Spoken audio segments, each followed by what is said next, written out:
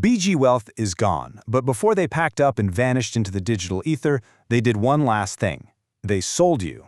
Welcome to The Explainer. Today we're taking a really serious, meticulous look at the dark, hidden architecture of online recovery fraud. Because this isn't just about losing money once. It's about the sophisticated trap that's waiting for you right after the devastation hits. You know those recovery firms calling you? Yeah, they aren't your allies. The trap is already open. But by the end of this explainer, I'm going to show you exactly how to snap it shut. Okay, let's dive into this, because the number we're looking at right now is honestly chilling. $4.20. While you're listening to this, your phone number, along with the exact, precise dollar amount you just lost, is being traded on a hidden secondary ledger for literally $4 and change. That is the going rate for a human being who has just been financially devastated. And you might be wondering, how do they come up with that price tag? Well, it's based on what's known as a desperation score. Look, scammers do not find victims by accident. They don't just magically stumble upon you. After major platform collapses, like what happened with BG Wealth, they actually buy your information based on this highly specific metric.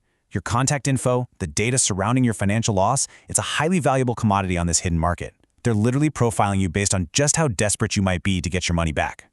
Let's look at how insanely fast this plays out. Tuesday, a victim loses $8,200. Friday, her phone rings. They know her name, they know her platform, they know she's broken. Friday night, she hands over $3,400 more. Why? Because the speed of the second attack is vicious. It's rapid fire. They strike exactly when the shock is freshest. To really wrap our heads around this, we have to stop looking for so-called recovery firms and start looking at the infrastructure itself. We need to shift our focus to what investigators call the fake infrastructure. It's absolutely crucial that we examine the underlying criminal networks rather than the friendly, professional-looking faces they paste all over their websites.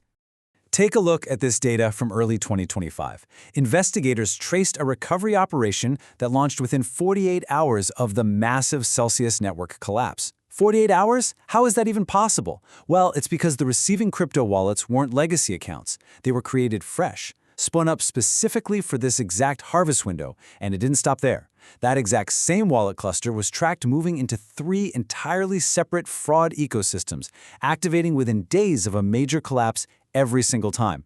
The DSJ victims? They were just the next wave caught in that exact same net. Which brings us to a really uncomfortable reality. These aren't new independent recovery services. No way. They are a direct continuation of the original operation. We're talking about the original scammers, the data brokers, and the recovery operators, often the exact same people. Picture this.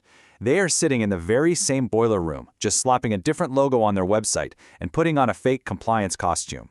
They don't want to find your money. They just want to finish the job. But how do they get you to open your wallet again? They do it by totally weaponizing your psychology.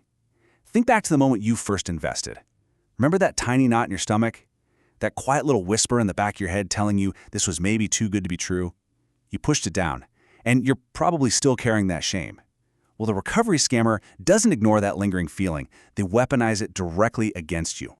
They'll look right at you and say, you know, hesitation is exactly what the original scammers are counting on. Do you see the manipulation there? They are contrasting the illusion of action with the reality of your fear. They take a second, terrible mistake and magically make it feel like a courageous act of fighting back. They aren't actually selling recovery, folks. They are selling redemption. And redemption, man, that is a powerful drug. Now, what's really interesting about this setup is just how structured their attack is. Scammers use 3 specific psychological scripts. We call them the 3 levers, to pry open your bank account a second time. Let's break down these 3 levers right now so you can spot them the absolute second they're used on you. Lever number 1, the on-chain trace lie. They'll tell you word for word, we've already located your funds. We just need a processing fee to begin retrieval. Honestly, it sounds so professional, right? Like you're so close to the finish line. But it is entirely fabricated, designed for one reason only, to extract that fake upfront processing fee. Then there's lever number 2, the authorized agent lie. We've been authorized by the FBI and the FCA to assist victims. We just need a verification deposit to add you to the recovery pool. This one is incredibly dangerous. Hearing FBI authorization is specifically designed to freeze your critical thinking. Your natural human instinct is to comply with authority, not question it. And that compliant instinct is exactly what they're buying. Lever number 3, the legal retainer. We'll sue on your behalf, we just need the filing costs up front. Let me tell you, every single version of this script ends identically. You pay, and they vanish into thin air. The truly horrifying reality?